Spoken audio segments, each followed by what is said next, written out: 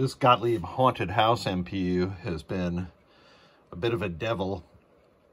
It presented with quite a bit of alkaline corrosion, and so I scraped the reset section and installed a modern reset generator, replaced the power input cap, and replaced these clock signal components down here, including these resistors.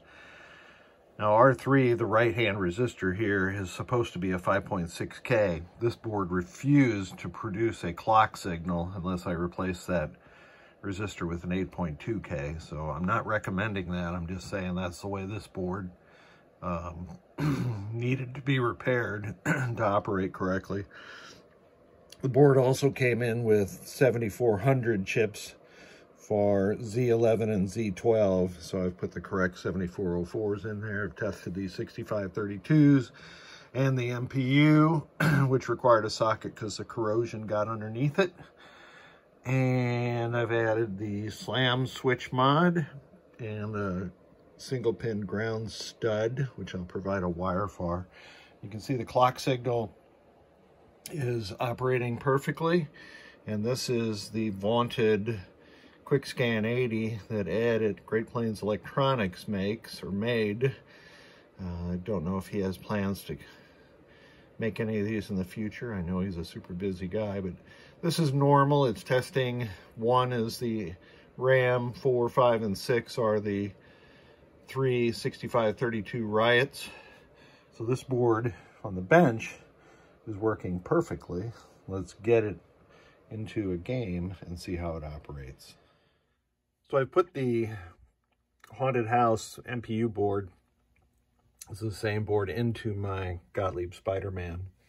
And when I turn the game on, the knocker coil locks on, which is solenoid 8, which is driven by the 7416 at Z30. And you can see that's a simple inverter. So pin 5 and 6 should be in the opposite state. Now here's Z30. Pin 5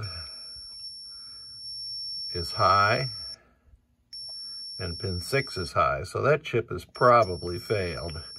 Just as a test, 1 and 2 should be in the opposite state. And you see that they are. Same thing for 3 and 4. So let's get that chip out and test it. So here's an example of how to use diode check on a chip to give you some idea whether or not it's failed. Now I've got the red probe clipped to ground.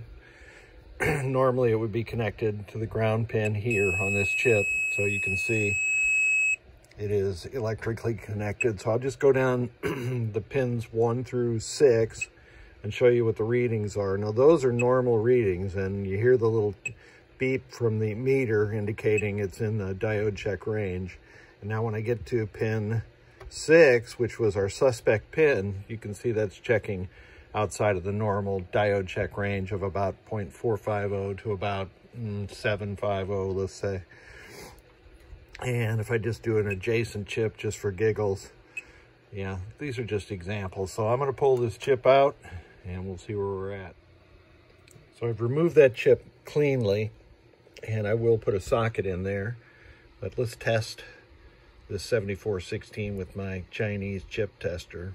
And you can see it says ERR, indicating most likely this is a bad chip. Now these things are just guides. They don't definitively tell you if something's failed. It's just a measure of confidence, I would say. So I'm going to replace it, and let's see where we're at. I forgot to mention that somebody had built up these solder pads, these edge connector pads with additional solder. And operators do that, or well-meaning hobbyists, in order to form a better connection with the card edge connector. This is not a good thing to do. But once it's been done, and it's been in the game for a long time, I just leave it because it stretches out the connectors. And if I took that solder off, like my type A personality or my OCD personality wants me to do, then it probably wouldn't mate well with the connector that's been splayed out over so many years by having this extra solder. So I have the Haunted House board back in my Gottlieb Spider-Man, and after a 5-second delay, the board boots up perfectly. A knocker no longer knocks on. The locker no longer locks on. So let's put it into test. I have my homemade switch matrix tester for Gottlieb games, and I'll advance to test 16 by hitting the equivalent of the credit button.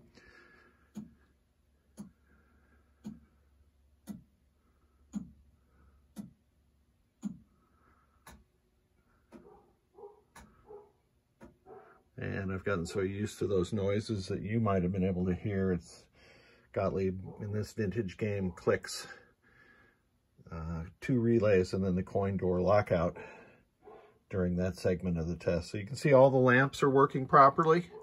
The next test is solenoid test. And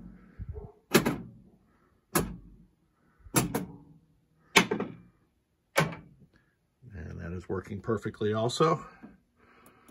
Next test is display test, and what we want to watch out for here is whether or not the ones, it's switch test. So let me go through column 1. I will skip switch 7 because that is the test switch. And I know that's working. Now I'm on row 1. So once I've done all of column 1 and row 1, I know that all of the switches are in fact working. So I'm going to advance to display test.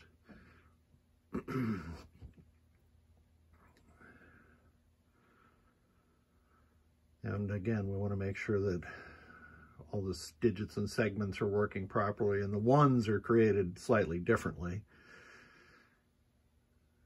They're driven directly from the MPU board. Now you may have seen on player 4 there, while the ones were going by, it flipped over to a 3 in the 10,000s digit. That is pretty normal for Gottlieb System 80 games and display test. It's just an old system. All right, that's enough of that. The next test goes back to test 16. I'm going to go to test 20 to test the U2 and U3 contents and the RAM, and 99 indicates it's all working properly. So this MPU, and I've already tested the driver board, are both working perfectly. I thank you for sending them, and I'm going to get these back to you, hopefully in time for Christmas.